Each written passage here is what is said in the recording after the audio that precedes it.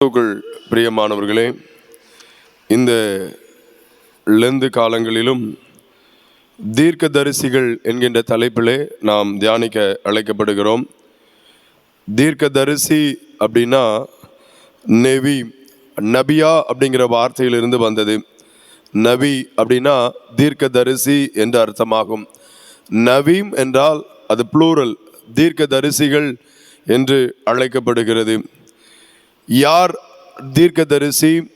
இந்த தீர்க்கதரிசியுடைய பணிகள் என்ன அப்படின்னு சொல்லி நாம் வேதத்திலே பார்த்தோம் என்று சொன்னால், இந்த தீர்க்கதரிசிகள் அவர்கள் அறிவிப்பவர்கள். ஆண்டவருடைய செய்தியை, ஆண்டவருடைய வார்த்தையை தம்முடைய ஜனங்களுக்கு உரத்த சத்தமாக அவர்கள் அறிவிப்பவர்கள் என்று நாம் பார்க்கிறோம். ப்ரொக்ளைமர் என்று ஆங்கிலத்திலே சொல்லப்படுகிறது.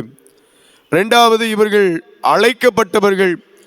கடவுளால் ஒரு குறிப்பிட்ட பணியை செய்து முடிப்பதற்காக, தேவனுடைய திட்டத்தை நிறைவேற்றுவதற்காக இவர்கள் அழைக்கப்பட்டவர்கள் என்று சொல்லி நாம் பார்க்கிறோம்.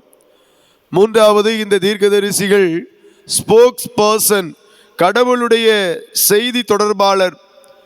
ஆண்டவருடைய செய்தியை ஜனங்களிடத்திலே கொண்டு செல்பவர்கள் என்று சொல்லி நாம் பார்க்கலாம். இவர்கள்தான் தீர்க்கதரிசிகள். இப்போ இந்த வார்த்தையை தமிழில் பார்த்தோம் அப்படின்னா, தீர்க்கம் பிளஸ் தரிசனம். தீர்க்கம் அப்படின்னா லாங் டிஸ்டன்ஸ், தொலைதூரமாக, நீண்ட தூரத்திற்கு.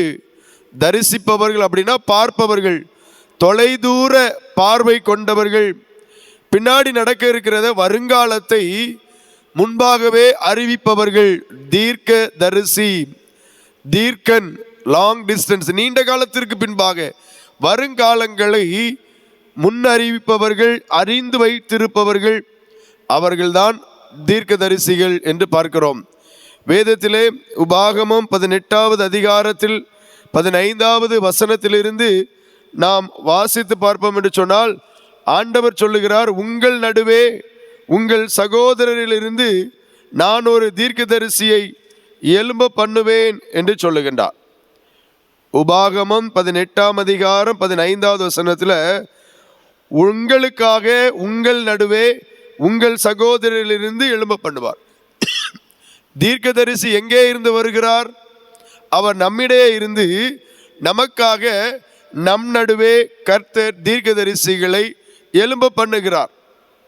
நம் ஆலயத்திலே அறிவிப்பு கொடுத்த போது, தீர்க்கதரிசிகளாக மோசேயிலிருந்து இயேசு கிறிஸ்து வரை நாம் தியானிப்போம் அப்படின்னு சொல்லி அறிவிப்பு கொடுத்தோம்.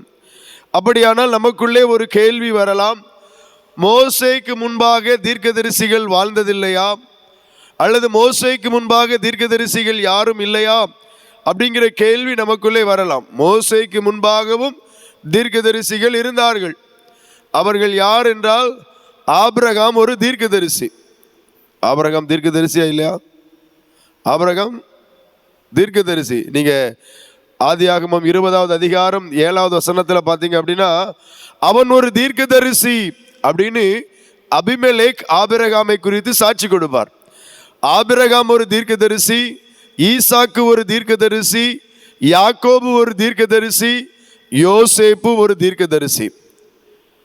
அவங்கெல்லாம் தீர்க்கதரிசியா இருக்கும்போது, எதனால ஐயா நம்ம மோசேயில இருந்து ஆரம்பிக்கிறோம், அப்போ ஆபிரகாம்ல இருந்தே ஆரம்பிச்சிருக்கலாமே அப்படின்னு கூட உங்களுக்கு சந்தேகங்கள் வரலாம். வேத ஆராய்ச்சியாளர்கள் இந்த 4 தீர்க்கதரிசிகளையும் பேட்ரியார்க்கல் ப்ராஃபட்ஸ் அப்படின்னு சொல்றாங்க. இங்கே மோசேயிலிருந்து கிளாசிக்கல் ப்ராஃபட்ஸ். இப்போ இந்த பேட்ரியார்க்கல் ப்ராஃபட்ஸ் ஆபிரகாம், ஈசாக்கு, யாக்கோபு, யோசேப்பு, இவர்களுடைய தீர்க்க தரிசனங்களையும் மோசேயின் காலத்திலிருந்து வரக்கூடிய தீர்க்க தரிசிகளையும் நாம் பார்த்தோம் என்று சொன்னால், இவர்கள் எல்லாரும் கோத்திர பிதாக்கள், முற்பிதாக்கள். ஆபிரகாம், ஈசாக்கு, யாக்கோபு, யோசேப்பு, இவர்கள் எல்லாரும் கோத்திர பிதாக்கள். இவர்களுடைய தீர்க்க தரிசனங்களை எல்லாம் நாம் பார்க்கிறோம் என்று சொன்னால், அவர்கள் எல்லாருமே குடும்பத்தை பாதுகாப்பதற்காக, குடும்பத்தை சார்ந்த காரியங்கள், குடும்பத்தினுடைய நல்வாழ்வுக்காக அவர்களுடைய தீர்க்க தரிசனங்கள் எல்லாம் அடங்கி இருந்தது. ஆகவே தான் அவர்களை பேட்ரியார்க்கல் ப்ராஃபட்ஸ் என்று சொல்லுகிறோம். கடவுளிடமிருந்து அவர்களும் செய்தியை பெற்றுக்கொண்டார்கள். அவர்கள் பெற்றுக்கொண்ட செய்திகள் எல்லாம் அவர்களுடைய தனிப்பட்ட வாழ்வுக்கு, தனிப்பட்ட ஆசீர்வாதத்திற்கு, தனிப்பட்ட நன்மைக்கு, குடும்பத்தினுடைய மேன்மைக்குரியதாக காணப்பட்டது. ஆகவேதான் அவர்கள் பேட்ரியார்கல் ப்ராஃபட்ஸ், கோத்திர பிதாக்கள், தீர்க்கதரிசிகள் என்று சொல்லுகிறோம். ஆனால் இந்த பக்கம் நீங்க பார்த்தீங்கன்னு சொன்னால், மோசேயிலிருந்து நாம் வரிசையாக பார்ப்போம் என்று சொன்னால், அவர்கள் பெறுகிற செய்தி முழு தேசத்திற்கும் உரியது. ஆகவேதான் இவர்கள் கிளாசிக்கல் ப்ராஃபட்ஸ், அது ஏசாயா, எரேமியா, எசேக்கியா, மலாக்கி வரைக்கும் அதே தான் கிளாசிக்கல் ப்ராஃபட்ஸ். ஆக முழு தேசத்திற்குரிய செய்திகளை பெறுபவர்களாக மோசேயிலிருந்து நாம் காணப்பட்டதினாலே இன்றைக்கு முழு தேசத்திற்குரிய தீர்க்கதரிசிகளாக, இந்த முழு திருச்சபைக்கு உரிய தீர்க்கதரிசிகளாக நாம் மோசேயிலிருந்து பார்க்கிறோம். ஆகவேதான் அவர்கள் கோத்திர பிதாக்களுடைய தீர்க்கதரிசிகளாக பார்க்கிறோம். இந்த மோசையினுடைய காலங்களில் உள்ள தீர்க்கதரிசிகளை குறித்து பார்ப்போம் என்று சொன்னால், இவர்களுடைய அறிவுரைகள், ஆலோசனைகள் எல்லாம் சமூகத்திலே, சமுதாயத்திலே, மக்களிடத்திலே காணப்படுகிற அநீதிகளை குறித்து, அவர்களுடைய வாழ்க்கையில் இருக்கிற தவறான வாழ்வை குறித்து கண்டித்து உணர்த்தக்கூடியதாக காணப்பட்டது. அவர்களுடைய வாழ்க்கையில் காணப்படுகிற பாவங்களை குறித்து, அன்றாட வாழ்விலே காணப்படுகிற அக்கிரமங்களை குறித்து, பொல்லாத செய்கைகளை குறித்து அது கண்டித்து உணர்த்தக்கூடியதாக காணப்பட்டது. விக்கிரக ஆராதனையை கண்டித்து உணர்த்தக்கூடியதாக காணப்பட்டது. வரும் காலங்களிலே ஆண்டவர் இந்த ஜனங்களுக்கு என்னவெல்லாம் செய்ய போகிறார் என்பதை குறித்தும் அங்கே சொல்லப்பட்டதை நாம் பார்க்கிறோம். இன்றைக்கு இந்த காலை பொழுதிலே நாம் மோசே தீர்க்கதரிசியை குறித்து தியானிக்க இருக்கிறோம். மோசே என்றால் இவனை ஜலத்திலிருந்து வெளியே எடுத்தேன், ஆகவே இவருக்கு மோசே என்று பெயரிட்டேன் என்று வேதத்திலே நான் பார்க்கிறோம். மோசே அப்படின்னா வெளியே எடுத்தவர், வெளியே எடுக்கப்பட்டவர், ஒன் ஹூ ட்ராஸ் அவுட். அவரை நான் வெளியே எடுத்தேன், ஜலத்திலிருந்து இவனை எடுத்ததினால இவனுக்கு மோசே என்று பெயரிட்டேன் என்று சொல்லி பார்வோனுடைய குமாரத்தி மோசேக்கு பெயரிடுகிறார். வெளியே இவர் எடுக்கப்பட்டதினால் என்னவோ தெரியவில்லை, ஆண்டவர் இஸ்ரவேல் ஜனங்களை எகிப்தின் அடிமைத்தனத்திலிருந்து வெளியே கொண்டு வரும்படியாக தேவன் பயன்படுத்தின ஒரு பாத்திரமாக நாம் மோசேயை பார்க்கிறோம். மோசேயினுடைய வாழ்க்கையெல்லாம் நமக்கு நன்றாக தெரியும். 40 ஆண்டுகள் எகிப்து வாழ்வு, 40 ஆண்டுகள் வனாந்தர பயணம், 40 ஆண்டுகள் அங்கே ஆண்டவர் அவரை உருவாக்குகிற காரியங்களை எல்லாம் நாம் பார்க்கிறோம். இந்த மோசேயை கொண்டு ஆண்டவர் மாபெரும் வல்லபெரும் காரியங்களை செய்திட்டார். உபாகமம் 34வது அதிகாரம் 10வது வசனத்திலிருந்து 12வது வசனம் வரைக்கும் நாம் வாசித்து பார்ப்போம் என்று சொன்னால், அதைத்தான் நாம் இன்றைக்கு தியானத்திற்கு ஆதாரமாக வைக்கப் போகிறோம். உபாகமம் 34ஆம் அதிகாரம் 12வது வசனத்தில், கர்த்தரை முகமுகமாய் அறிந்த மோசேயை போல ஒரு தீர்க்கதரிசியும் இஸ்ரவேலில் அப்புறம் எழும்பினது இல்லை என்று விளங்கும். அதுக்கப்புறம் தீர்க்கதரிசி எழும்பவில்லை என்று சொல்லவில்லை, மோசேயை போல கர்த்தரை முகமுகமாய் அறிந்து கொண்ட மோசேயை போல ஒரு தீர்க்கதரிசி அப்புறம் எழும்பினதில்லை. மோசே ஒரு தீர்க்கதரிசி. இந்த மோசே தீர்க்கதரிசியை போல ஒரு வல்லமையான அல்லது ஒரு மாபெரும் காரியங்கள் அல்லது தேவனோடு கூட நெருங்கிய உறவு கொண்டிருந்த தீர்க்கதரிசிகள் வேறே ஒருவரும் எழும்பினது இல்லை அப்படின்னு சொல்லி பார்க்கிறோம். தேவனை முகமுகமாய் அறிந்து கொண்ட மோசே, தேவனோடு கூட ஒரு நெருங்கிய ஒரு உறவு, தன் சிநேகிதனோடு பேசுவதை போல ஆண்டவர் மோசையோடு பேசினார் அப்படின்னு சொல்லி பார்க்கிறோம். இந்த மோசையினுடைய வாழ்விலே, அவருடைய அந்த ஊழியத்தின் பாதைகளிலே ஜனங்களை அவர் எவ்வாறு வழிநடத்தினார் என்கின்ற எல்லா காரியங்களும் நமக்கு யாத்ராகம புஸ்தகத்தில் நமக்கு நன்கு தெரியும். 10 கட்டளைகளை அவர் பெற்றுக்கொண்டு வந்தது, அங்கே ஜனங்களுடைய முறுமுறுப்பு, இவை எல்லாவற்றையும் அவர் எவ்வாறு சகித்து கொண்டார், இவையெல்லாம் நமக்கு தெரியும். இந்த தீர்க்கதரிசியாக மோசேயை குறித்து நாம் பார்ப்போம் என்று சொன்னால், அவர் தேவனை முகமுகமாய் அறிந்து கொண்டார். நல்ல ஒரு ரிலேஷன்ஷிப் வித் காட், ஆண்டவரோடு கூட ஒரு நெருங்கிய உறவை இந்த மோசே வைத்திருந்தார் என்று சொல்லி நாம் பார்க்கிறோம். 2வது, இந்த மோசேயினுடைய ஊழியத்திலே நாம் பார்த்தோம் என்று சொன்னால் 10வது வசனத்தில், இந்த மோசே எகிப்து தேசத்திலே பார்வோனுக்கும் அவனுடைய எல்லா ஊழியக்காரருக்கும் அவனுடைய தேசம் அனைத்திற்கும் செய்யும்படி கர்த்தர் அவனை அனுப்பி செய்வித்த சகல அடையாளங்களையும் அற்புதங்களையும் செய்தான். சைன்ஸ் அண்ட் ஒண்டர்ஸ், அடையாளங்களும் அற்புதங்களும் மோசே தீர்க்கதரிசியின் மூலமாக நிறைவேற்றப்பட்டது. ஒரு தீர்க்கதரிசியை கொண்டு ஆண்டவர் அடையாளங்களையும் அற்புதங்களையும் செய்கிறார். அடையாளங்கள், சயின்ஸ் முன்னறிவிக்கப்படுகிறது. ஏசாயா தீர்க்கதரிசியிலே நாம் பார்க்கிறோம், அவள் ஒரு குமாரனை பெறுவாள், அவருக்கு இம்மானுவேல் என்று பெயரிடுவார்கள். இதுவே அவங்களுக்கு அடையாளம். ஒரு கன்னிகை கர்ப்பவதியாகி ஒரு குமாரனை பெறுவாள், அடையாளம்.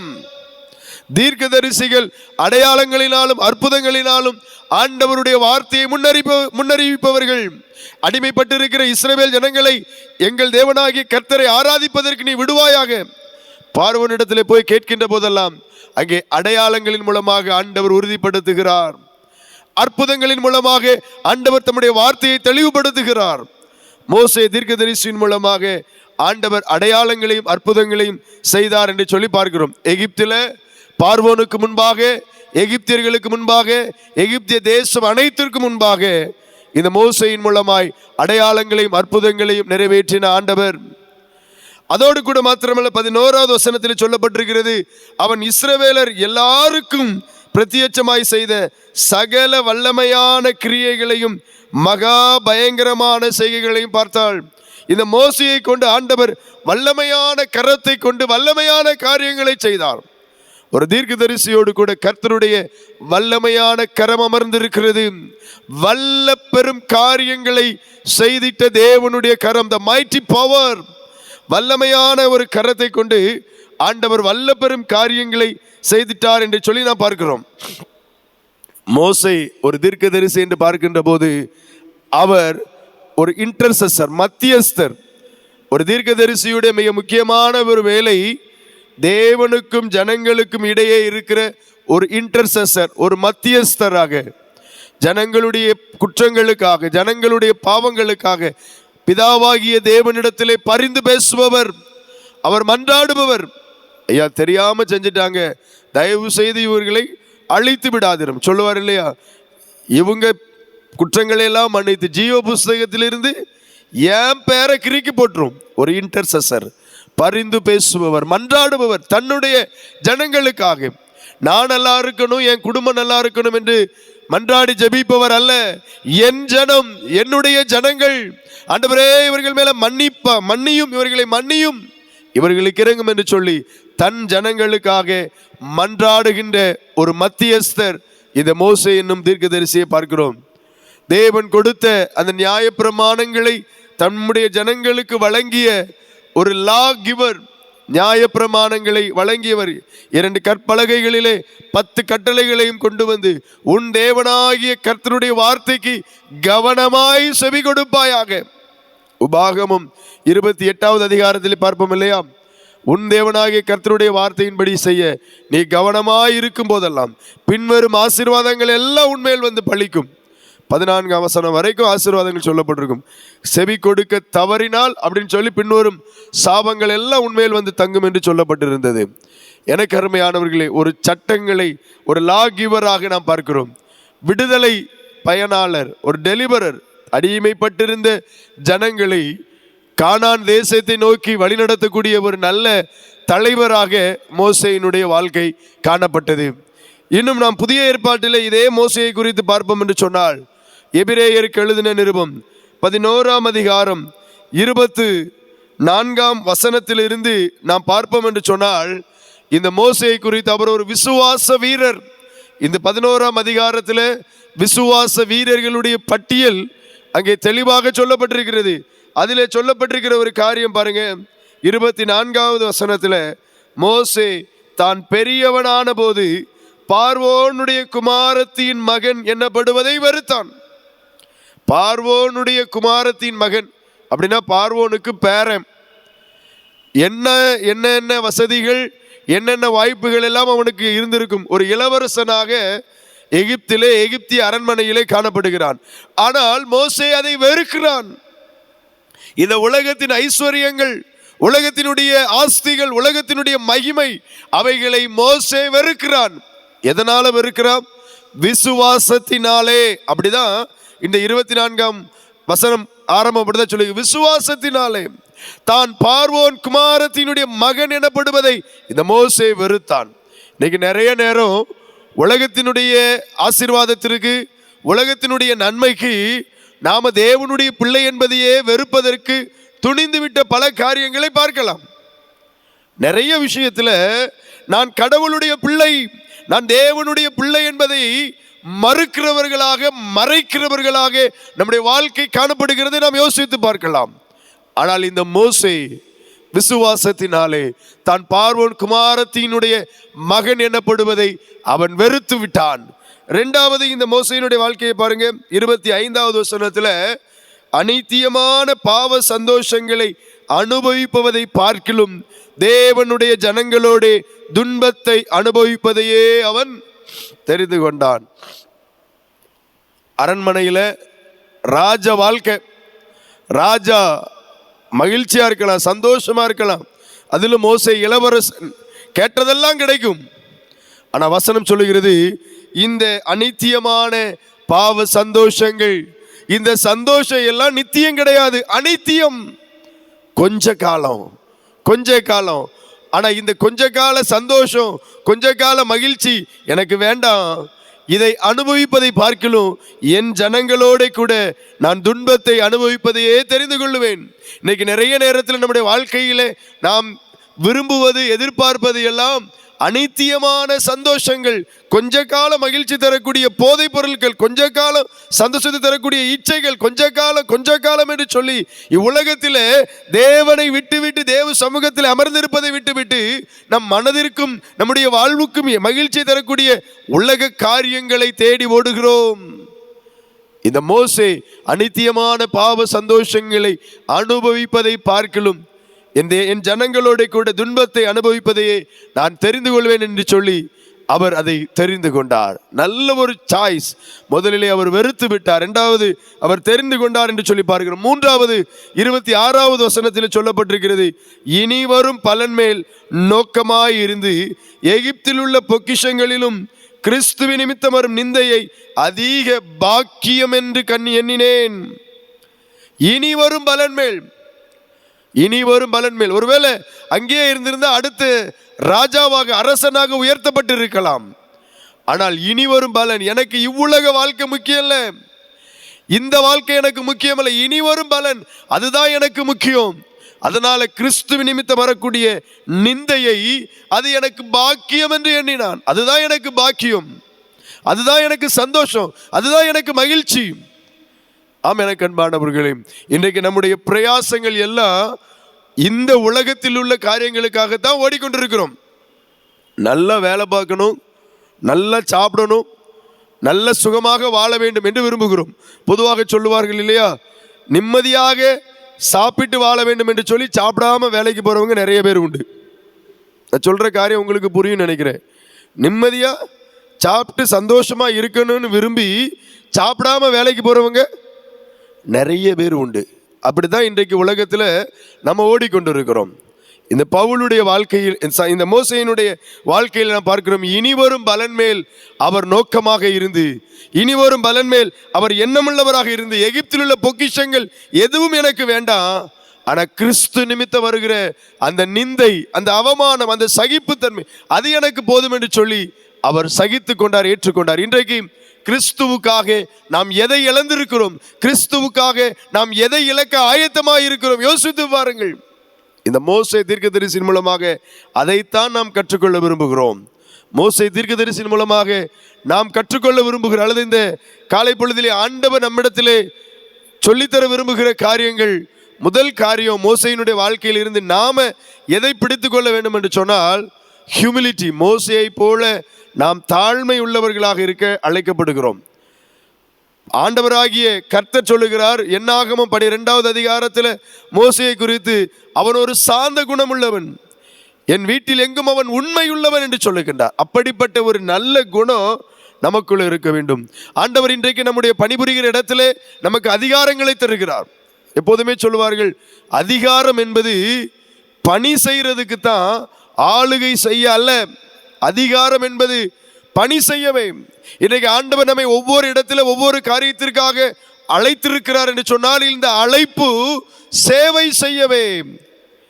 ஒவ்வொரு இடத்துல உங்களை ஒருவேளை டாக்டராக, டீச்சராக, அல்லது ஒரு இடத்துல உங்களை ஒரு சாதாரண ஒரு உதவியாளராக, அல்லது எந்த ஒரு இடத்துல ஆண்டவர் உங்களை அழைத்திருக்கிறாரோ அந்த இடத்துல நீங்கள் சேவை செய்வதற்காகத்தான், அமர்ந்து கொண்டு ஆளுகை செய்ய அல்ல.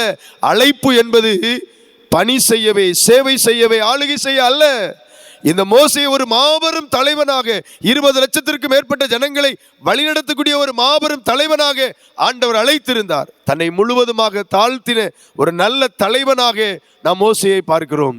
அந்த தாழ்மை நமக்குள்ள இருக்க வேண்டும். இருக்கிற இடத்துல, ஆண்டவரே நான் செய்கிற வேலை அது சாதாரண ஒரு பியூனா இருக்கலாம், ஆண்டவரே நான் என்னை தாழ்த்துகிறேன், என்னை நான் ஒப்பு கொடுக்கிறேன் என்று சொல்லி அந்த தாழ்மை நமக்குள்ளே காணப்பட வேண்டும். இரண்டாவது, இந்த மோசையின் மூலமாக நாம் கற்றுக்கொள்ளக்கூடிய ஒரு காரியங்கள் கீழ்ப்படிதல். Obedience to God's call. ஆண்டவர் அவரை அழைத்த போது, ஒருவேளை எனக்கு பேச தெரியாது, நான் எப்படி பேசுவேன் அப்படின்னு அவருக்குள்ள தயக்கங்கள் இருந்தாலும் கர்த்தருடைய வார்த்தைக்கு அவர் கீழ்ப்படிந்தார்.